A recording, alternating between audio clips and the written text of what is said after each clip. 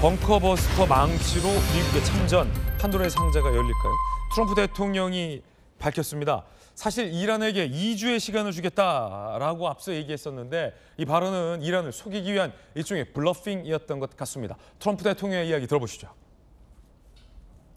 A short time ago, the U.S. military carried out massive precision strikes on the three key nuclear facilities in the Iranian regime, Fordow, Natanz, and Esfahan. Tonight, I can report to the world that the strikes were a spectacular military success.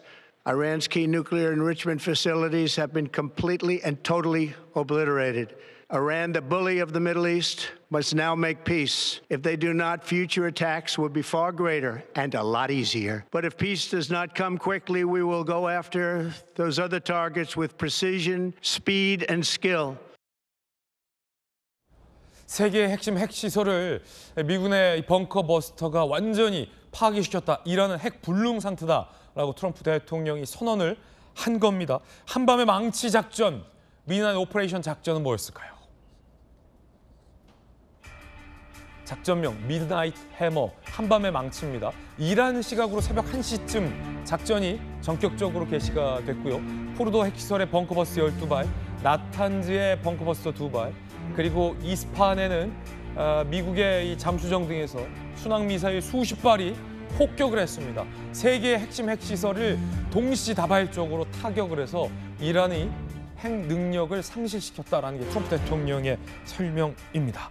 자, 이 벙커버스터가 십수발 투하되는 한밤의 망치 작전을 저희가 3D 그래픽으로 재구현해봤습니다. 함께 보시죠.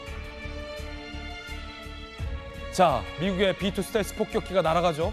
벙커버스터가 투하됩니다. 13.6톤 떨어집니다. 산 봉우리를 관통해서 산 깊숙이 이란이 은신해놨던 포르도의 핵시설을 파괴시킵니다. 이곳에만 12발이 자그마치 투하가 됐습니다. 계속 때린 겁니다. 완전히 망가질 때까지 때린 겁니다. 봉영식 교수님, 자, 이 미드나잇 해머, 이 작전 이름도 굉장히 좀 특이해요. 어떻게 평가하십니까? 그러니까 이제 기만 전술을 트럼프 대통령이 사용했죠. 앞에서는 이란에게 2주 협상 기간을 주겠다고는 이미 작전을 이스라엘에 통보했습니다. 그리고 저 벙커버스터를 탑재한 B2 저 스텔스 전폭기도 양방향으로 보냈어요. 그래서 한쪽에서는 37시간을 동쪽으로 날아서 태평양을 건너서 이란으로 가는 것으로 했고, 정말 저기 포르도랑 다른 지역을 공습한 B2기는 이제 동쪽으로 가게 해가지고 태평양 쪽에 간 쪽은 기만 전술이었고 동쪽으로 간 쪽은 이란에 가서 저렇게 벙커버스터를 파괴한 것입니다.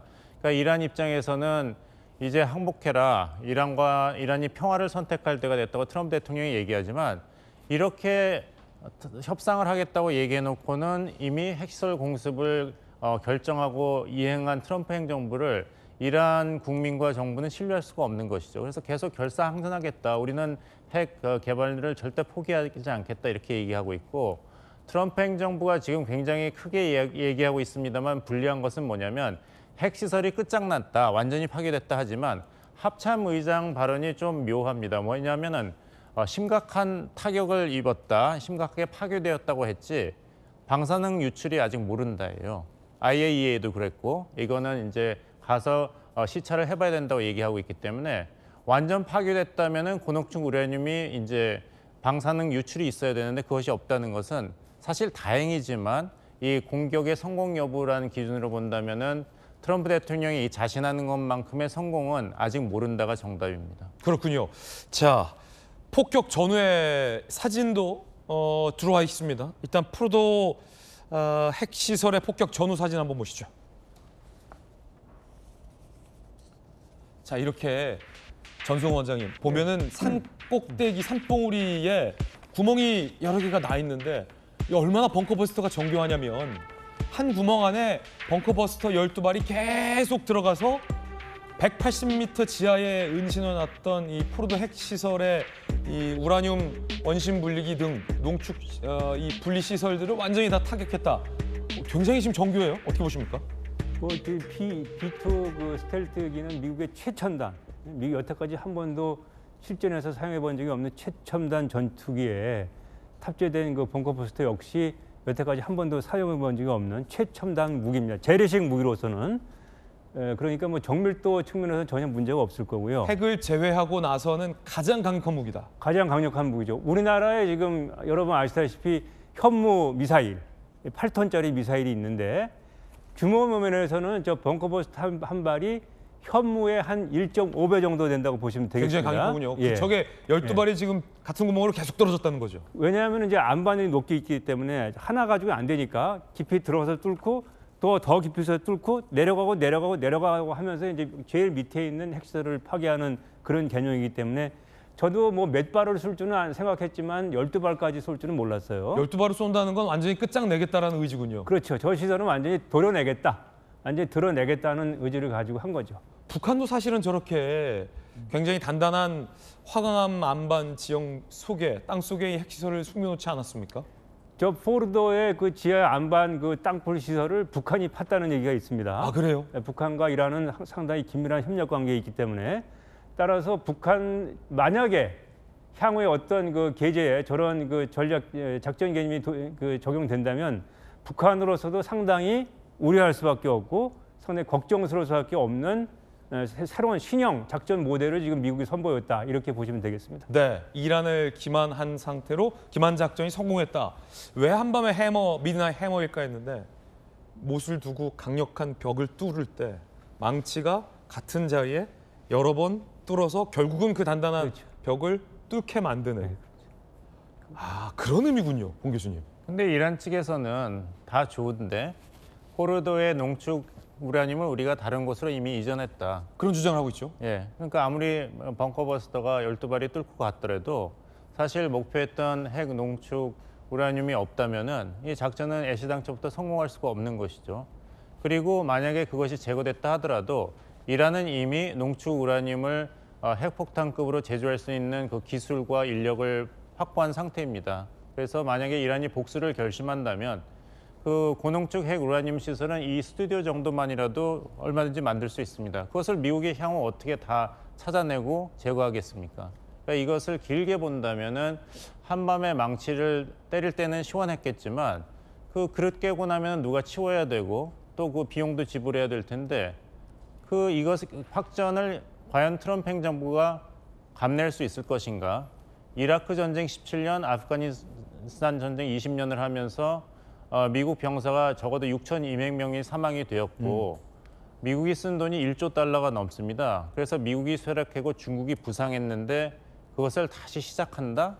이것은 트럼프 지지자층에서도 굉장히 큰 실수다. 이런 목소리가 나오고 있기 때문에 결국에 가서는 내년 11월에 있는 미국의 중간선거, 정권 심판의 성격 있는 중간선거 때까지 굉장히 그 트럼프 행정부의 발목을 잡을 그런 이슈로 작용할 것입니다. 나탄즈 핵시설의 폭격 전후 사진도 들어와 있습니다. 함께 보시죠. 자, 역시나 벙커버스터가 이 지하에 있는 나탄즈 핵시설을 타격한 모습이 보입니다. 그 갯벌에 맛조개가 저런 데 살거든요. 얼핏 보면 그런 것 같아요. 자, 이스파한 핵시설은 이 잠수함 등에서 순항미사일 수십 발이 타격을 했습니다. 이렇게 완전히 불능 상태, 잿더미로 만들어 버렸습니다. 37시간 B2 스텔스 7대가 멈추지 않고 나라가 폭격을 가한 겁니다. 공중급유를 받으며 논스톱 비행을 했다는 것도 놀라움을 사고 있습니다. 화이트맨 공군 기지에서 일한 포르도까지 엄청난 거리예요. 37시간 동안 공중급유를 받으며 멈추지 않고 비행했다. 한 번에 11,000km 비행이 가능하다고 합니다. 벙커버스터 첫 실전 투하에 미국은 성공을 한 겁니다. B2 폭격기가 이란 핵시설을 불능화시킨 후 성공적으로 무사히 미군 기지로 복귀한 장면도 입수됐습니다. 자, 털끝 하나 상하지 않고 미국의 항공기들과 폭격기들이 미국으로 무사히 복귀한 장면도 공개가 됐습니다. 트럼프 대통령의 이 연막 작전도 드러났습니다.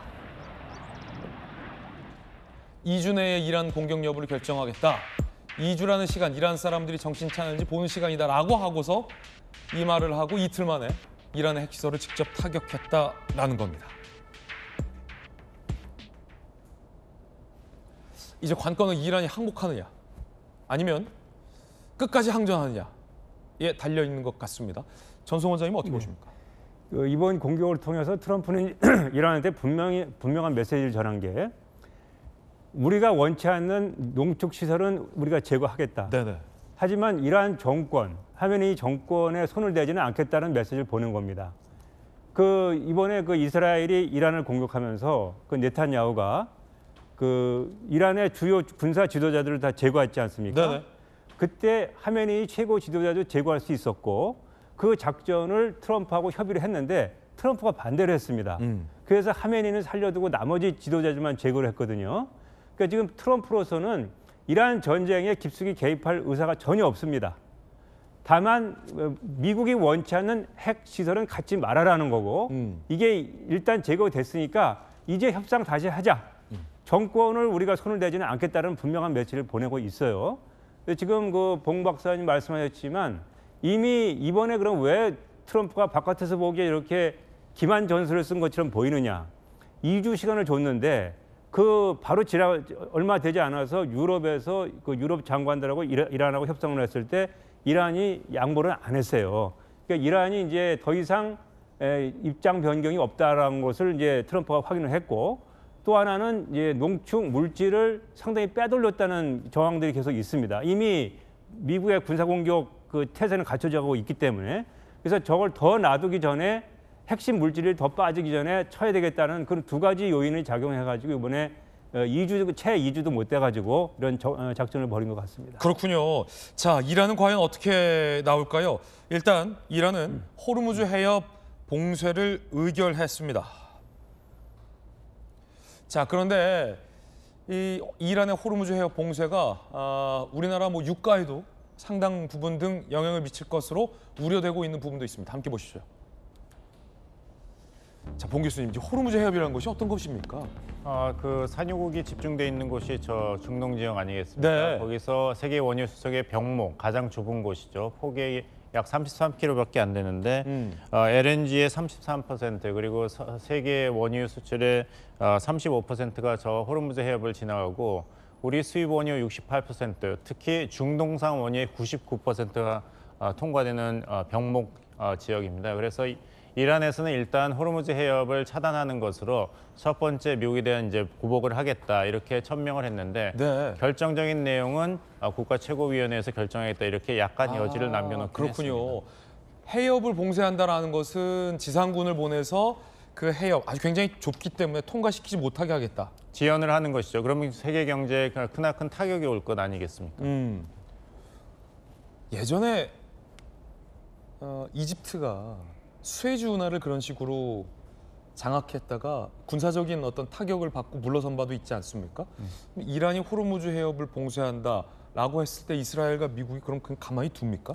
지적하신 대로 가만히 둘 수 없다면 그 다음 수순은 공군 가지고는 안 되죠. 지상군 투입 아니겠습니까? 그러면 미국은 가장 두려워하는 이제 중동 내전에 개입을 하게 되는 것입니다. 그렇군요. 확전인 것이죠. 그렇군요. 그래서 그런 함정을 파놓고 미국이 이란에 대해서 어떤 협상안, 종전 협상을 제시하지 않고 무조건 항복만을 계속 요구한다면은 미국이 과연 중동 지역에 다시 한번 참전을 감내할 수 있느냐 이런 경고를 이란이 보내고 있는 것입니다. 그렇군요. 자, 그렇다면 이란의 독재자 하메네이는 지금 어디서 뭘 하고 있을까요? 35년 이상 이란을 독재했던 독재자고요. 이란의 민주화의 이 움직임을 잔인하게 짓밟은 독재자입니다. 미국이 벙커버스터로 핵심 핵시설을 때리자 이 하메네이가 지하 어딘가로 숨었습니다. 북한과 너무 닮았죠? 북한과 완전히 판박입니다. 벙커에 숨어 암살 대비 테헤란 모처 지하 벙커에 은신 중인 것으로 추측되고 있고요. 추적을 피하려 전자통신도 사용하지 않는 것으로 추정되고 있고요. 다만 여러 외신 보도에 따르면 이 하메네이의 이 제거 상황에 대비해서 후계자 후보자를 3명으로 지정했다. 이런 얘기도 나오고 있습니다.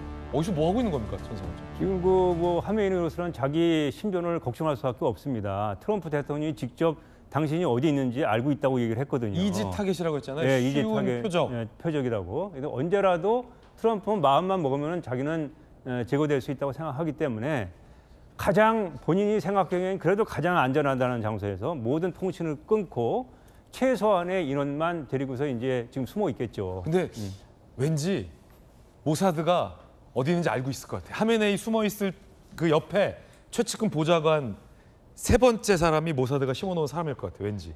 정황상 충분히 저는 가능하다고 봅니다. 모사드가 장난 아니에요. 예, 그렇기 때문에 지금 이란의 그 주요 군 지휘자들을 하룻밤에 예. 1시간 내에 다발적으로 공격을 해가지고 싹 제거를 해버렸잖아요. 싹 다 제거했잖아요. 그런 정도의 정보 능력은 정말 그 대한민국 국민으로서는 저는 상당히 부럽습니다. 네. 우리 국가정보원도 빨리 그런 세계 최고의 정보기관으로 거듭나야 되고 많은 혁신을 통해서 아니 그런 이스라엘 기관이 모사드도 필요하다고. 하는데 우리라고 못할 법은 없잖아요. 사실 지금 여러분 이스라엘이 저거 하는 거 보시면은 예. 우리는 지금 저렇게 못했기 때문에 북한 핵의 위협에 노출돼 있는 거거든요. 우리는 저렇게 못했다. 그렇죠. 그렇기 때문에 우리는 지금 저걸 보면서 저게 남의 나라 일이 아니고 우리는 왜 저렇게 못했는지 지난 30년 동안 왜 이렇게 협상하면서 끌려다니다가 이렇게 됐는지 북한은 핵을 가지고 있는 나라가 됐고 우리는 북한의 핵에 완전히 노출되는지를 국민 전체가 다시 한 번 더 생각을 해야 되고 이스라엘은 우리나라 같은 그 처지를 당하지 않기 위해서 저런 작전을 하는 겁니다 지금. 네. 그래서 이란과 판박이인 북한, 이란과 북한의 핵 능력을 좀 한번 비교해봤습니다. 북한이 훨씬 더 월등합니다.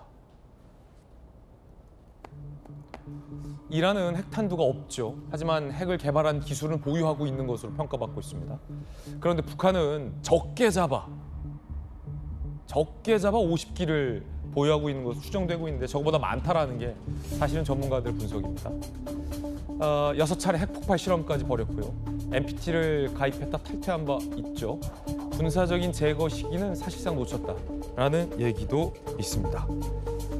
김정은이 그래도 좀 이 미국의 작전을 보면서 굉장히 긴장하고 있을 것이라는 분석도 많은데 봉 교수님, 북한이 이란보다 훨씬 더 핵 능력이 우월하군요. 아무래도 북한은 6차례 핵실험을 한 핵을 사실상 보유하고 있는 그런 체제니까요. 네. 이란은 아직 핵실험을 하지 않았습니다. 그래서 지금 문제가 되고 있는 핵 비확산 조약 NPT죠.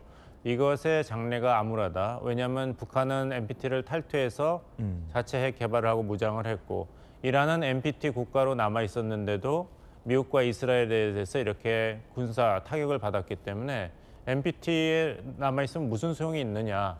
그래서 NPT가 앞으로 미래가 암울하다는 얘기가 나오고 있습니다. 그렇군요. 이번 이제 이런 작전을 보면서 뭐 김정은 정권이 많이 긴장을 하겠습니다만은 또 이것은 북한에 대해서 희소식이 될 수 있습니다. 왜냐하면은 한밤중에 망치를 미국이 몇 개나 때릴 수 있겠습니까?